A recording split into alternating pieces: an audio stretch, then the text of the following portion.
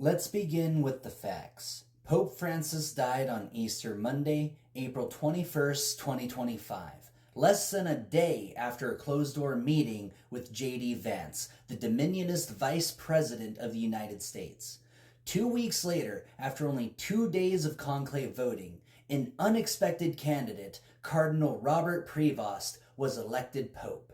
He took the name Leo XIV. Not Francis II, not John Paul III. Leo. That name is not symbolic. It's functional. It tells you everything if you're listening. To understand what's unfolding, we need to look backward before we can see forward. Pope Leo XIII reigned during the First Gilded Age, a time of monopolies, colonial expansion, mass labor exploitation, and technological upheaval. Sound familiar? Leo XIII's most famous contribution was Rerum Novarum, an encyclical meant to respond to the social question how to reckon with the growing rage between capital and labor. On the surface, it looked like progress, a call for workers' rights, the dignity of labor, and limits on the abuse of wealth. But dig deeper, and it was something else entirely, a containment strategy. Leo XIII wasn't a revolutionary. He was a pressure valve. Rerum Novarum sought to defuse class tension without dismantling the hierarchy. It dressed inequality in theological language, calling for charity from the powerful and obedience from the poor. The church would not challenge the system. It would bless it, manage its optics, and absorb dissent into ritual. Now, in the Second Gilded Age, a new Leo rises. And this is where the papacy principle matters. The purpose of a system is what it does, not what it says, not what it claims, what it actually produces. So, when we evaluate Leo XIV, we must ask, what will this papacy functionally do? Robert Prevost wasn't a high-profile reactionary. He wasn't on the short list. He wasn't loudly calling for border walls or purity codes. That's exactly why his election should concern us. His neutrality is his utility. He doesn't have to be a zealot. He just has to enable the system to function without resistance. And the system that elected him? It is under immense external pressure from regimes that demand obedience, not empathy, order, not justice. Prevost was born in the United States, raised in the traditions of canon law, and led to the dicastery for bishops, essentially the gatekeeper for who rises in the church. That is a deeply institutional role, one that demands loyalty to structure, not transformation. There's no evidence he has ever challenged systemic injustice with anything near the fire Francis showed when denouncing the dehumanization of migrants or calling for ecological responsibility. And yet, he chooses to resurrect the name of the most structurally conservative pope of the last 150 years. In the exact moment, the world is collapsing into a new feudal order.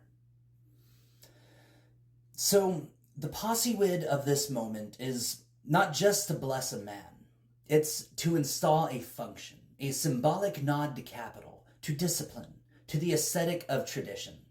And the very name, Leo XIV, signals it. It says, we are not continuing Francis. We are not embracing radical empathy.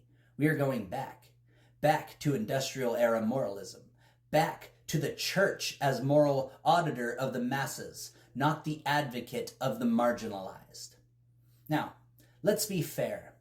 We don't know Prevost's internal compass. He may surprise us. He may evolve. He may find in the weight of the office the fire to push back against the machine that quietly placed him there. But the system that chose him is already speaking. We can read its intent, not by headlines, but by outcomes. Watch the appointments, watch the encyclicals, watch what gets condemned and what gets ignored. If Leo XIV's papacy begins to echo the rhetoric of restoring order, purifying doctrine, or discipline in the face of modern chaos, then we are not seeing a spiritual renewal. We are watching the Vatican be conscripted, not with fire and chains, but with incense and smiles, with handshakes behind closed doors and theology drained of compassion. This moment is not about Catholicism alone. It is about global soft power. The Vatican is still one of the only institutions with moral reach that crosses borders, languages, and ideologies. The Axis of Endarkenment doesn't need to take over every church. It only needs to bend the tone of the one people still instinctively trust. And if that tone shifts subtly, strategically, from mercy to submission, then the system is doing exactly what it was designed to do. That's its poised. So as the smoke clears and the world adjusts to this new papacy, we don't judge it by hope. We judge it by function. We ask, does this papacy empower the vulnerable or pacify them? Does it challenge tyranny or sanctify it? Is it a shield for the poor or a mask for the powerful? Leo XIV may not yet have shown us what he truly is, but the system already has. And if we want to preserve the light of truth, we must be ready to name what we see, not what we wish.